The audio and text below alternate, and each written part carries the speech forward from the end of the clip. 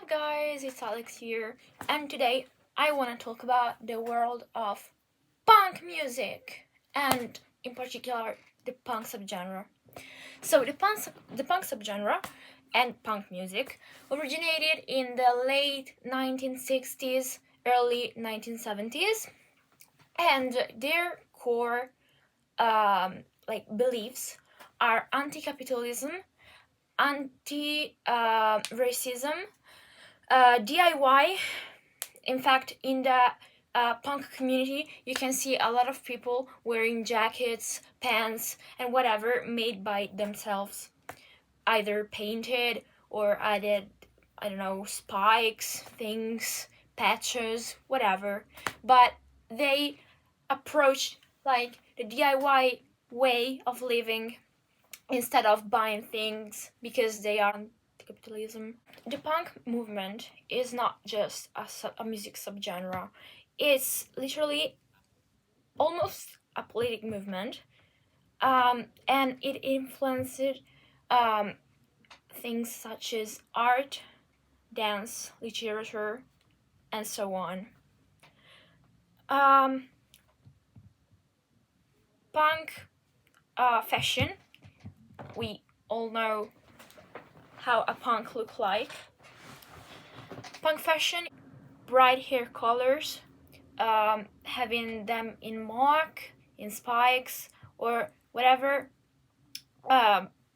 shape could be interesting, because they thought that their body was an element for saying like they were not the norm. Punks started tattooing themselves, piercing themselves, doing any kind of body modification, and that includes also hair. So the look, apart from, as I said before, body modifications and hair, included t-shirts, leather jackets, personalized with spikes and with patches, jeans also personalized, black jeans most of the time. The punk history movement, I don't know, as I said before, originated in the early 70s, and instead of being like the other subgenres we've talked about, or even worse, like pop music, I don't have anything against pop music. It's just that it's like consumers' music, okay? And so punk decided that they wanted to detach from this reality and sign with like little labels, or sing without even signing with a label, in small locals, and they didn't even care if there was like a massive crowd or just a few people. Also, a huge thing that punk did, and I honestly appreciate it a lot. So we are in the 70s and the 80s and the 90s, okay? We are in an era where women are basically not considered in the music industry, or mainly they don't even try to get in the music industry because it's very sexist. But with punk music, everything, it's changed, because they want to challenge society, they want to challenge norms. So there were a lot of female singers that made success, and I saw something fly. Okay. Women were involved in bands such as the Runaways, the Slits, the Raincoats, Mudettes, Dolly Mixture, and the Innocents. For what we can talk about the body of a punk, they will always try to look androgynous, both if they were male or female, doesn't care. Androgyny, big word, androgyny. And that was like mind-blowing, because we're in the 70s guys. Okay. They did that also to reject social norms, because in the 70s, the man was viewed as a masculine, strong, and blah blah blah figure, and the woman was like the one who stays at home with children and cooks all day, etc. So sexist. And punk revolutionized this because, as I said before, a lot of women succeeded in the punk scene. In the beginning, punks were known for wearing shirts with the swastika and with a cross upside down. But punks now, luckily, are anti-racism, like they are very against racism, so they're most likely to wear an anti-swastika thing on their shirt. Some punk people differentiate from the other because all punks have a little bit of anarchism in their core, but there are obviously punks that are into politics, I don't know, but there is a branch of punks that is defined anarcho-punk because they were just anarchists. One of the symbols of punk is the A with the circle for anarchism. Are just like, nah, government is stupid. Nah. The word poser, and I've already said this in another video, originated here by punks. Punks is a term that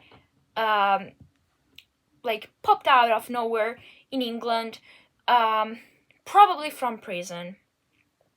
And also in this time, the word poser was originated and was first like used, as I said in my other video, but for maybe someone that doesn't know, punk poser is someone that pretends to be something without knowing anything about it. There are very different views on posers. Like, I do believe that poser is an unnecessary word because maybe someone has just entered that some subculture and they don't have a clue yet. It's a derogatory word, but in the 70s they did what they did. It wasn't all politically correct. Unfortunately, punks suffered persecutions throughout their history.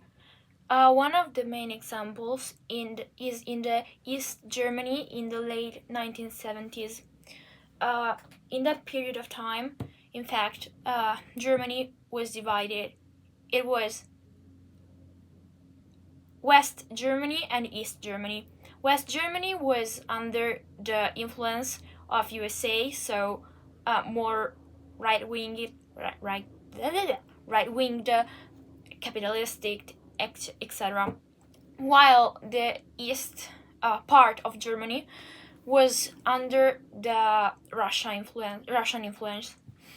So they had a communistic way of government, and people weren't very happy because communism was like damaging because left all the population poor while a little elite of people, usually politics, would be very, very rich.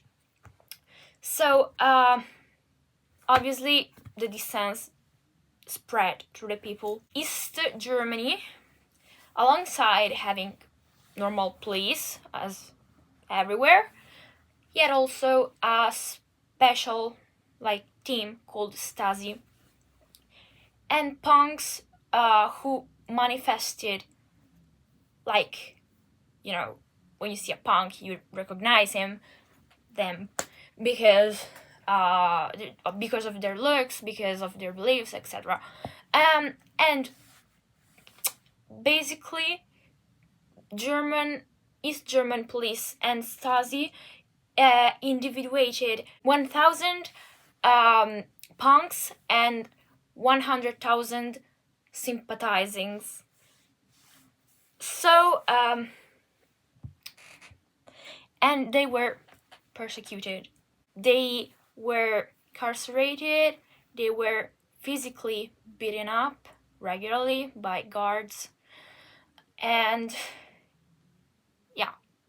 But fortunately, after the breakdown of the wall of Berlin, the situation got better because, as you can see now in recent years, is more easy to express yourself, even if that does not mean you will not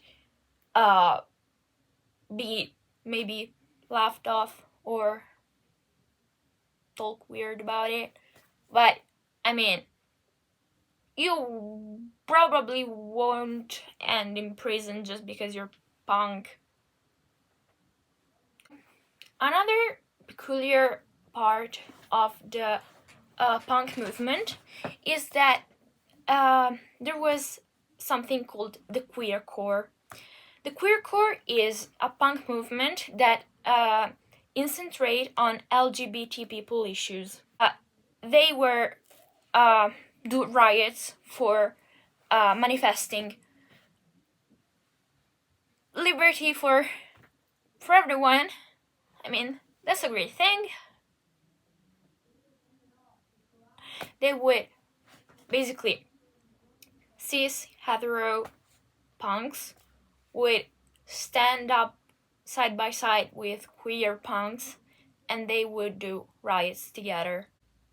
Punk rock music is mostly formed with a lead singer, one or two electric guitarists,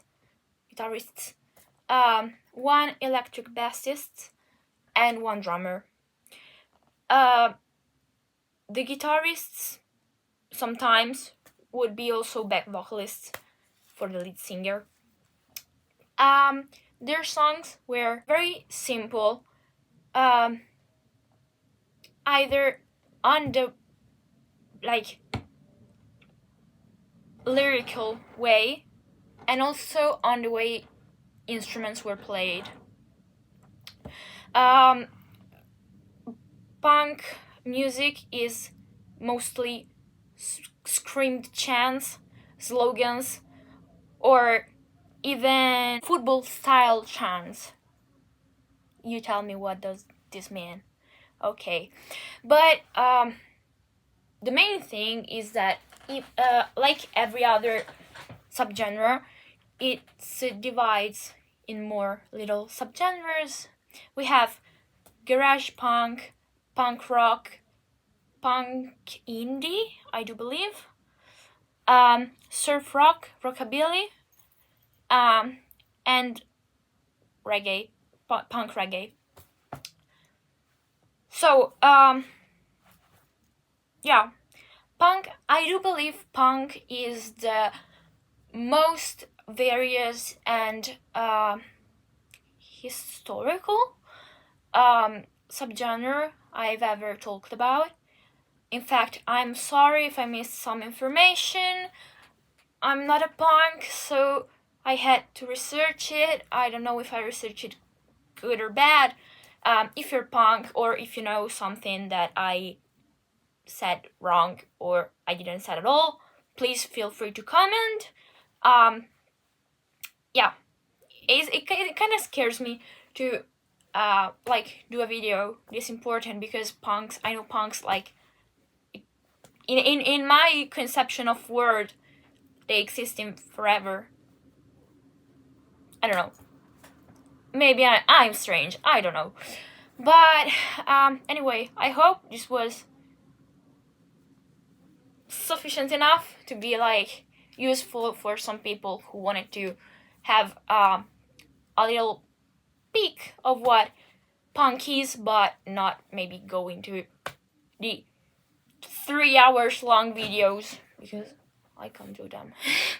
for the God's sake, I can't do them. So thank you for watching this video. Don't forget to like. Boom, boom. Don't forget to like, subscribe, and comment on what you want to see next, and if I did something wrong. Bye!